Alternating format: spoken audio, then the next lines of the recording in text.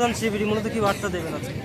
দেখুন, তিলোত্তমা যে খুন করে ধর্ষণ করেছে আমাদের জন্য, তাকে পৃথিবী থেকে নৃশংসভাবে নির্যাতন করে বিদায় দিয়েছে, আমাদের জন্য তাকে বিদায় হতে হয়েছে। তার অপরাধটা কি ছিল? তিনি আরজিকর মেডিকেল কলেজে ঘটে চলা অন্যায়ের বিরুদ্ধে কথা বলেছিলেন।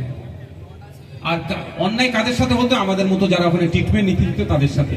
সুতরাং তার যারা খুনি, অপদার্থ সিবিআই চার্জশিট দিতে পারলো না, 90 দিনের মধ্যে জামিন পেয়ে গেল। আমরা আমাদের মন থেকে তিলোত্তমাকে বলবো না।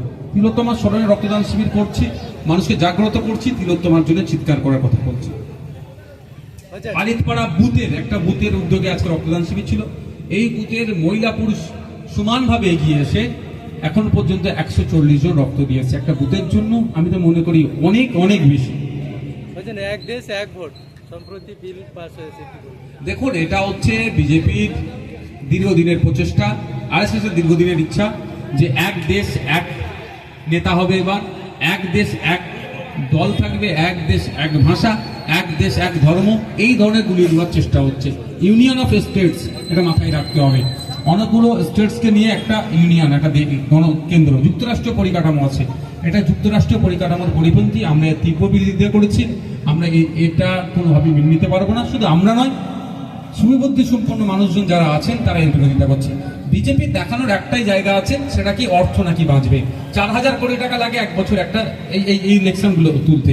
আমি আপনাদের বলতে পারি, ভারতবর্ষের বিজেপির আমলে যে সমস্ত ঋণখেলাপিরা বিদেশে পালিয়েছে দেশের টাকা নিয়ে, তাদেরকে ধরে নিয়ে আসতে পারলে অন্তত আগামী 100 বছর ভারতবর্ষে নির্বাচন হবে।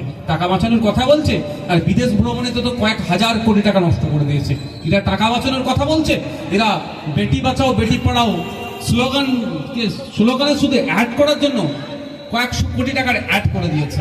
শুধু টাকা বাঁচানোর কথা বলছে, মানুষের মতামতের যে ভ্যালুকে নষ্ট করার চেষ্টা করছে। মানুষ যখন কেন্দ্রের আর স্টেটের, রাজ্যের কেন্দ্রের দুটো ভোটের কিন্তু আলাদা অ্যাটমসফিয়ার থাকে, ঘুরিয়ে দেওয়ার চেষ্টা করছে। মানুষের মতামতের যে তার দিমাগ থেকে ভোটটা দেবে সেটাকে না করে ইনফ্লুয়েন্স করে কেন্দ্রের ভোটের সাথে আঞ্চলিক যে সমস্যাগুলোকে গুলিয়ে দেওয়ার চেষ্টা করার জন্য এগুলো করছে। এগুলো আমরা মানতে পারি না, এর বিরোধিতা আমরা করি। ভাইজান, আপনি বক্তব্য রাখছিলেন যে বাংলাদেশের হিন্দুরা নিরাপদে নেই, তাহলে কি বাংলাদেশ সরকার কি ব্যর্থ? দেখুন, কতটা ব্যর্থ কতটা সার্থক আমি কেন বলবো, ডেটা দিয়ে বলবো। বাংলাদেশের হিন্দুরা আক্রান্ত, এটা অস্বীকার করার কোনো জায়গা নয়। যেভাবে পশ্চিমবাংলা, ভারতবর্ষের বিভিন্ন মিডিয়া চ্যানেল কেঁদে হাউড় হয়ে যাচ্ছে যে নাকি বাংলাদেশের হিন্দুদেরকে কচুকাটা করে ফেলছে, এটা সম্পূর্ণ যেমন মিথ্যাচার। আর কিছু মানুষ বলছেন, অল্প কোটি কয়েক মানুষ, বাংলাদেশের হিন্দুদের উপরে কিচ্ছু হয়নি, এটা নাটক, তারাও ভুল বলছে। এবার ওখানে 66টা মামলা হচ্ছে। আজ থেকে 8-10 দিন আগের একটা ডেটা বলছি, 70 জন গ্রেফতার হয়েছে সংখ্যালঘু হিন্দুদের উপরে আক্রমণের জন্য। তবে একটা কথা বলতে পারি, আমাদের ইন্ডিয়া থেকে বাংলাদেশের হিন্দুরা যথেষ্ট ভালো আছে। হ্যাঁ, এখন সরকার পরিবর্তন হওয়ার পরে একটা অস্থিরতার পরিবেশ তৈরি হচ্ছে। ওখানকার মাজার থেকে শুরু করে মন্দির, বিভিন্ন ধর্মের স্থান, মসজিদও আক্রান্ত হচ্ছে। এটা আমি চাই এটাকে দ্রুত নিরসন হোক। আর আপনি যেটা সরকারের কথা বললেন, এখন ফুল ফ্লেজের সরকার নাই। আমি চাইবো বাংলাদেশের দ্রুত নির্বাচন হলে একটা নির্দিষ্ট সরকার মাধ্যমে যখনই চলবে, সেই সরকারের দায়বদ্ধতা অনেক বেশি থাকবে প্রত্যেকটা নাগরিককে নিরাপত্তা দেওয়ার ক্ষেত্রে। ভারতের বিভিন্ন রাজধানী স্কুলে পুলিশ গিয়ে তদন্ত করছে যে তোমার বাবা মা কি বাংলাদেশি বলে তদন্ত করছে, এই বিষয়ে কি বলবে? করুক না, কি আছে। কিন্তু এটা হচ্ছে শুধু আপনার মাইন্ডকে ডাইভার্ট করার জন্য। বাবা মা বাংলাদেশি স্কুলে কি করলে হবে, বাচ্চা কি করে বলবে? ডেটা আছে তো, সেজন্য বলছি জাতিভিত্তিক জনগণনা হোক না। জাতিভিত্তিক জনগণনা করলে তো সব ধরা পড়ে যাবে। কেন্দ্র সরকার জাতিভিত্তিক জনগণনা না করে নাটক করছে কেন? ব্যর্থতা ঢাকার জন্য। আর বাংলাদেশের মানুষ কি বা যেখানে মানুষ কি হেলিকপ্টার করে ছড়ে এসছে না মাটি নিচে থেকে উঠছে না আকাশ থেকে পড়ছে? বর্ডার দিয়ে পার হয়ে এসেছে তো, তাহলে কি বকলেমে স্বরাষ্ট্র দপ্তরের ব্যর্থতার কথা বলছে কেন্দ্র সরকার? জঙ্গি অনুপ্রবেশ নিয়ে কেন্দ্রকে তো ফিরাদ হাকিম কি বলবে? তো ফিরাদ হাকিম সাহেবরা কি তোপ দিয়েছে বলতে পারবো না। আমি তো অনেকদিন ধরেই বলছি, রাজ্য আর কেন্দ্র যেভাবে দায় ঠেলাঠালি করছে। ইন্ডিয়া বাংলাদেশের 2200 কিলোমিটার বর্ডার আছে, সেই বর্ডারের ম্যাক্সিমামটাই এখনো খোলা, কাঁটাতারে বা প্রাচীর দেওয়া নাই বা সিল করা নাই। তো এটা ব্যর্থতা তো রাজ্য সরকার কেন্দ্র সরকার। যখন এদেরকে প্রশ্ন করা হয়, কেউ রাজ্যের দিকে ঠেলে দেয়, কেউ কেন্দ্রের দিকে ঠেলে দেয়। এটা বন্ধ হওয়া দরকার। আমি একজন দেশের নাগরিক হিসাবে, পশ্চিমবাংলা আইনসভার সদস্য হিসাবে আমি রাজ্য সরকার কেন্দ্র সরকারের কাছে আশা করব, দায় ঠেলাটাই না করে এই 2200 কিলোমিটার সম্পূর্ণটাই ব্যারিকেড করা হোক, সম্পূর্ণটাই কাঁটাতারে ঘেরা হোক। এই আবাস যোজনা নিয়ে বিভিন্ন তৃণমূলী নেতাদের উপরে অভিযোগ ছিল তোলাবাজি, কিন্তু এই বাংলার ঘর নিয়ে তৃণমূলীদের উপরে আবার অভিযোগ যে প্রথম কোটার 50% টাকা দিতে হবে, তারপরে কাগজপত্র জমা নেবে।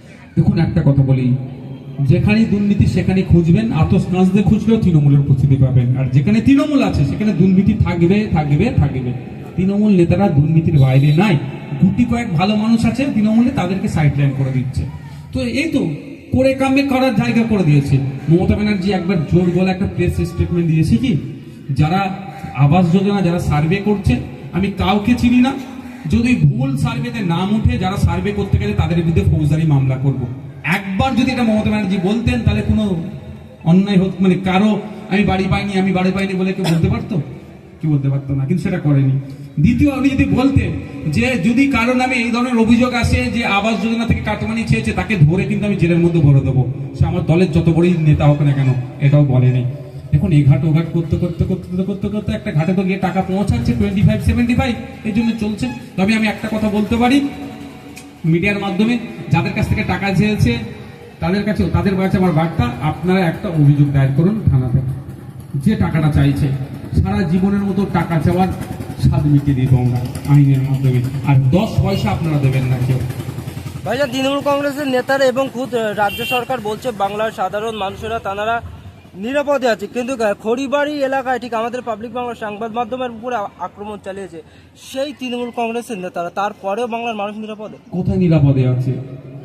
আপনি চৌরাস্তায় গিয়ে দাঁড়িয়ে রাজ্য সরকারের সমালোচনা একা করুন, নওশাদ সিদ্দিকীকে বাদ দেন, আপনি বুম ছাড়া গিয়ে একবার করুন সমালোচনা, আপনার পিটিয়ে লাল করে দেবে তৃণমূলের দালালগুলো, চোরগুলো, ডাকাতগুলো, যারা চুরি করে তুলছে। নিরাপদ কোথায়? বাক স্বাধীনতা এখানে আছে। কদিন আগে সিপিএম এর এক নেতা, বুথ স্তরের এক নেতা এই একটা বিষয় পোস্ট করেছিল, তার মেয়ের চোখ লাল ফাটিয়ে দিয়েছে একটা করে। এ ধরনের হচ্ছে, মানুষের বাক স্বাধীনতা আছে। আপনি গিয়ে বলুন না যে আপনার আবাস যোজনা পাচ্ছি না কেন, চৌরাস্তা গিয়ে দাঁড়িয়ে বলুন, পাড়ার মোড়ে গিয়ে বলুন, তৃণমূলের ওখানে শান্তি বাহিনী আছে, আপনাকে একদম শান্তির জায়গায় পাঠিয়ে দেবে।